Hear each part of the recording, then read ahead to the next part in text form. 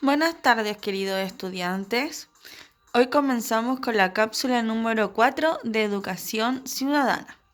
En primer lugar, espero que se encuentren muy bien y desearles mucho cariño. Ahora vamos a pasar a la ficha número 4 y el objetivo de esta ficha será que ustedes logren analizar los problemas y desafíos de las democracias en el siglo XXI. Ahora bien, ¿qué significa eso? Que ustedes puedan, de cierta forma, reflexionar, criticar, analizar, relacionar por qué hoy día que vivimos en el siglo XXI todavía las democracias siguen presentando problemas y desafíos. Entonces, nuestro tema hoy día será enfocarnos en las distintas problemáticas de las democracias en el siglo XXI y acá hay un listado de algunas de las más importantes. Por ejemplo, tenemos que hoy día las democracias tienen problemas o crisis financieras, el tema de la equidad de género, la desigualdad, el terrorismo, las emisiones de CO2, los pueblos indígenas, las migraciones, el acceso a Internet, el trabajo infantil y, por ejemplo, la violencia doméstica, que es otra.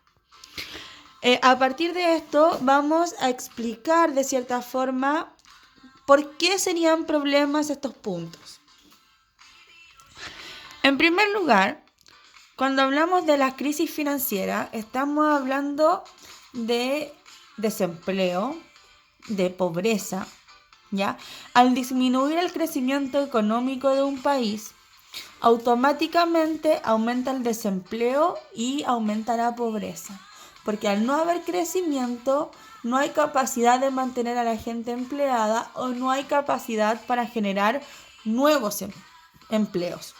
Por lo tanto, al aumentar el desempleo, aumenta la pobreza porque las familias no tienen cómo sustentarse económicamente o buscan también otras formas de sustento que muchas veces o no son legítimos o están al borde de la ley. Como es lo que hoy día ocurre con el tema de la pandemia y desde el estallido social en octubre, que ha demostrado que cada vez los empleos informales van aumentando. Pero son empleos que muchas veces son precarios. ¿Por qué? Porque la persona que vende, por ejemplo, de forma ambulante, no genera cotizaciones, no tiene un respaldo para la salud, no tiene un contrato que le pueda avalar o le pueda dar ciertos beneficios. Entonces, siempre y cuando hay un proceso de crisis financiera hay una crisis sistémica en cuanto a la calidad de vida de las personas y al desarrollo económico. Por otro lado, el modelo económico que se establece hoy día en la actualidad es un modelo económico individualista, al punto de llegar a ser egoísta, en el sentido de que solo yo me preocupo de mi bienestar, me preocupo de mi desarrollo, me preocupo de mi avance, y eso muchas veces se transforma en la codicia y los intereses particulares, olvidándonos un concepto clave de estas democracias que es el bienestar común. ¿Qué quiere decir esto? Que, por ejemplo, cuando nosotros escuchamos en la televisión que tal empresario se coludió, el tema de la colusión del confort, de las farmacias, de los pollos, todos esos temas nos dan a entender que estas personas muchas veces quieren aumentar a coste de cualquier cosa su riqueza y su patrimonio, pero sin velar por el bienestar del resto. De personas que en verdad trabajan todos los días para tratar de estar mejor, pero no lo logran. Ahora, otro tema importante y que está muy atingente a la actualidad es el tema de la equidad de género. ¿Ya? ¿Qué significa esto? En palabras sencillas, en que los hombres y mujeres sean tratados y considerados como iguales, con las mismas capacidades. Sin embargo, lamentablemente, esta equidad de género que se viene peleando y discutiendo desde muchas décadas atrás, aún así sigue teniendo este problema.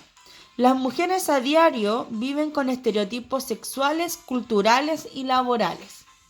Estos estereotipos tienen que ver con que o eres alta o eres baja, eres bonita, eres fea, eres flaca, eres gorda, eres curva, eres sexy, eres aburrida. Entonces, Independiente de cómo sea esa mujer en realidad, visualmente se le crea por la sociedad un estereotipo que la marca constantemente. Y eso también tiene que ver con un tema cultural, ¿ya? La estructura cultural creada por la sociedad chilena y por la sociedad mundial ha generado estereotipos de la mujer que recién hace un par de décadas se están revirtiendo. El tema de, por ejemplo, culturalmente la mujer tiene que ser la encargada de la crianza. Solo porque es la que lleva en su vientre al bebé durante 9 meses. De cierta forma quitándole el valor al padre, cuando eso no debería ser así, porque la relación debería ser equitativa. Y claramente en patrones laborales, porque hasta el día de hoy hay una brecha en cuanto a las relaciones laborales entre hombres y mujeres. Un hombre y una mujer en un mismo cargo, muchas veces el hombre tiene un valor en cuanto al salario mucho mayor que el de la mujer, a pesar de que hacen lo mismo. O muchas veces se subestima a las mujeres, estableciendo que ese trabajo no es para ella porque es mujer, y no porque en verdad no tenga las capacidades o las herramientas. Y hasta la actualidad se avala el modelo heteropatriarcal. ¿Qué quiere decir hetero? Una relación entre un hombre y una mujer, en donde el hombre es el que genera de cierta forma el poder familiar, y el machismo en la población sigue siendo muchas veces avalado por los medios de comunicación, por las teleseries, por la película, que establecen este rol masculino como un rol de poder, y ese poder que lo ejerce tanto a la mujer como a los hijos como a la sociedad en sí misma. Entonces, todos estos patrones llevan a que dentro de las sociedades democráticas existan estos conflictos que muchas veces se invisibilizan, pero existen y que demuestran que tenemos muchas fallas por superar. Tenemos la desigualdad ligada principalmente a la injusticia social, ¿ya? La desigualdad del siglo XXI no es una desigualdad ligada esencialmente a la cantidad de patrimonio, de riqueza o de sueldo que tiene la persona. ¿Ya? Durante los últimos años se ha ido evidenciando a partir de distintos estudios que la población ha ido mejorando en cuanto a su condición económica, saliendo muchos de la línea de la pobreza o saliendo de la categoría de pobres. Sin embargo, hoy día la desigualdad se refleja en una injusticia social, porque a pesar de haber a lo mejor aumentado un poco la remuneración, hay un acceso precario a las condiciones de vida digna. ¿Por qué? Porque tienen una educación precaria, porque tienen un sistema de salud precario, porque tienen un sistema de previsión social precario, ¿ya? O sea, es totalmente desigual una persona que sabe que cuando va a envejecer va a poder viajar, va a poder estar tranquilo, versus una persona que ha trabajado toda su vida y que va a jubilar y va a recibir una pensión de 120,000 pesos que no le va a permitir desarrollarse en nada, no le va a permitir vivir. Entonces, la desigualdad se relaciona con esta injusticia social, con esta falta de acceso a servicios que sean de calidad, ¿ya? Porque el servicio existe, pero el servicio que existe es precario. Por lo tanto, esta desigualdad expresa una historia de exclusión y de búsqueda de dignidad, ¿ya? Eso es importante, la búsqueda de la dignidad. El estallido social en octubre demostró que las personas, independientes de su condición, profesionales, universitarios, técnicos, trabajadores, todos se unieron en el sentido de la búsqueda de la dignidad para todos y no para algunos. Otro de los problemas actuales es lo que se considera como terrorismo. El terrorismo viene principalmente a generar o a expresar un mecanismo utilizado para objetivos políticos, económicos, religiosos, sociales, a través del ejercicio de la violencia y del terror. Por lo mismo, dentro de las democracias actuales, muchas veces cualquier atentado se cataloga de terrorismo, cuando algunas veces no lo es. ¿ya? El punto es que el terrorismo busca a través de la violencia y el terror ejercer presión a los gobiernos para que estos puedan desestabilizarse y ellos lograr sus objetivos. Las emisiones de CO2, ¿ya? Cuando son en exceso, pueden generar grandes daños a los ecosistemas y a la biodiversidad.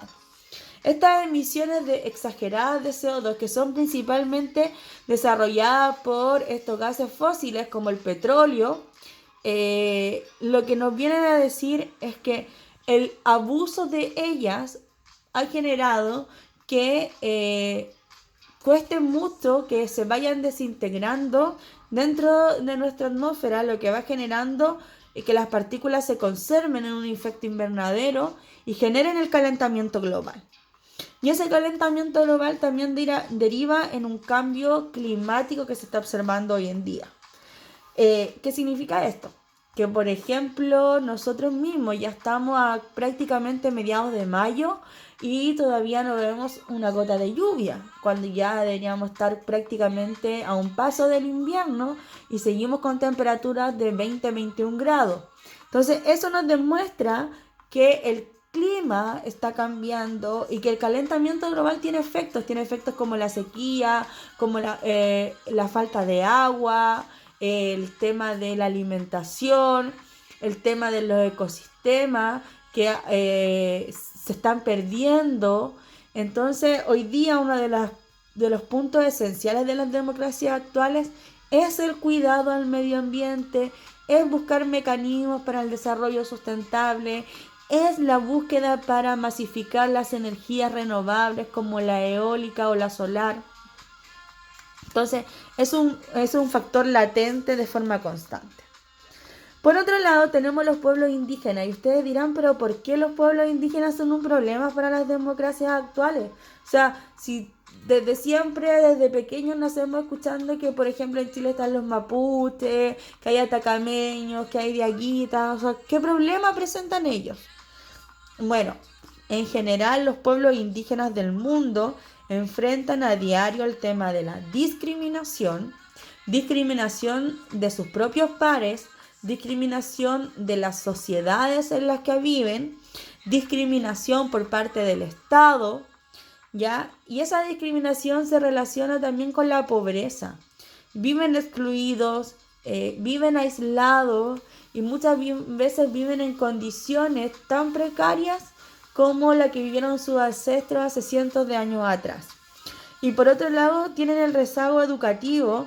¿Por qué? Porque muchas veces falta una conexión entre la educación indígena y la educación formal de cada estado.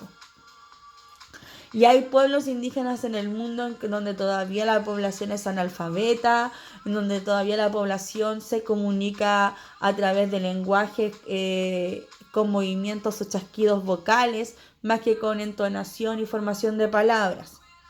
Entonces, y por otro lado, falta de reconocimiento jurídico, ya que muchas veces son vistos como ciudadanos de segunda clase. En ese sentido, por ejemplo, acá en Chile nosotros vemos la zona de Temuco, en donde constantemente la población mapuche es tratada a partir de la represión. Hay informes que demuestran, por ejemplo, muertes de mapuche que no tienen explicación, atentados falsos o el simple hecho de no dejarlos vender sus productos en las ciudades. Entonces, eso ya denota una brecha entre el mundo indígena y el mundo huinca, como dirían ellos, el mundo, por ejemplo, propiamente chileno. Y así ocurre en distintos lugares del mundo. Otro tema que y a nosotros los chilenos ya es cada vez más constante es el tema de las migraciones a nivel mundial. Hace un siglo atrás, en el siglo XX, el migrante era el aventurero, el migrante era esa persona que quería ir y descubrir lugares exóticos, conocerlo. El europeo venía a América para conocer al latino, para descubrirlo, para desarrollar una actividad económica. Por lo tanto, por ejemplo, en el siglo XIX, cuando llegaron los italianos, cuando llegaron los franceses, los alemanes a Chile, era muy bien vista la migración. Pero Hoy, en el siglo XXI, la migración confirma el fracaso del proyecto económico y social de los países en donde las personas tienen que verse obligadas a migrar. Hoy día la migración está relacionada prácticamente con una crisis humanitaria. ¿Ya? Por ejemplo, los migrantes de Siria arrancan de ese país porque no tienen cómo sobrevivir en él, porque están en una constante guerra, en un bombardeo, no hay soluciones económicas. Lo mismo, por ejemplo, puede ocurrir con los hermanos venezolanos, que están de cierta forma en un modelo dictatorial, en una crisis económica profunda, en donde tienen que emigrar de su país, no porque ellos quieran, sino porque en verdad buscan salvarse y sobrevivir. ¿Ya? Entonces, también eso genera violencia, muerte, desigualdad, pues nosotros vemos que aquí en Chile se van generando guetos de poblaciones migrantes que viven con hacinamiento, que viven en condiciones de pobreza, que viven sin un respaldo social ni jurídico, en donde también reciben el abuso de chilenos que se aprovechan muchas veces de esas situaciones y les sobrecobran o le exigen cosas que no son legales en el mundo laboral, etc. Por otro lado, el acceso a Internet, también conocido hoy día como la brecha digital, nos demuestra que hoy día el analfabetismo del siglo XXI es el desconocimiento de la web. Es el conocimiento de la red, de conocer y comprender y saber utilizar el Internet. Porque si yo solo me ingreso a Facebook, a Insta y sé subir historias y sacarme fotos, no significa que yo tenga un acceso real a Internet, sino que solamente yo sé pincelada. Pero sigo estando en esa brecha digital versus la persona que sabe investigar, sabe discriminar información, sabe abrir datos, etcétera, etcétera, etcétera. Y lamentablemente el no tener conectividad hoy día a Internet no significa perder oportunidades, perder conocimiento y perder la forma de poder contribuir en esta nueva sociedad. Porque hoy día que estamos viviendo esta pandemia nos ha demostrado que la Internet, la utilización de la Internet y el acceso a la Internet va a ser fundamental de aquí en adelante. Por último, tenemos el trabajo infantil, que a pesar de que en la gran cantidad de países democráticos está penalizado y, por ejemplo, se permite a lo mejor trabajar desde los 12, desde los 14 años con autorización de los padres y en trabajos que no sean forzados, aún así en el mundo existe un comercio de personas y de niños, de prostitución, de tráfico de drogas, de mendicidad, que es tremendo. Ya en el 2017, o sea, está un dato que igual está atrasado, la ONU establecía que 168 millones de niños están siendo sometidos a las nuevas formas de esclavitud que considera este trabajo. Recordar que, por ejemplo, grandes empresas de la industria de la moda utilizan en Taiwán, en la India, a niños para generar ciertas partes de las prendas porque sus deditos pequeños les permiten tener una mayor precisión. Entonces, creer que los niños del mundo están protegidos es falso y eso es muy lamentable. Bueno, aquí hay una explicación breve de todas estas problemáticas que vive la democracia en el siglo XXI y que nos dan a entender si en verdad vivimos dentro de un sistema democrático o no. Ese es el punto de la reflexión. Ahora bien, su actividad, dice, explica por qué a pesar de todos los avances sociales que ha vivido el mundo en el siglo XXI, las democracias siguen sin dar solución a problemas de siglos pasados. Bueno, en verdad, principalmente, o sea, en un punto tenemos que ver con el tema de las voluntades. Por ejemplo, en el tema de las crisis económicas o de las crisis financieras, muchas veces las personas que están a cargo del Estado o de los sistemas económicos o de los grandes bancos no ceden ante la ciudadanía porque ellos siguen buscando prevalecer sus beneficios.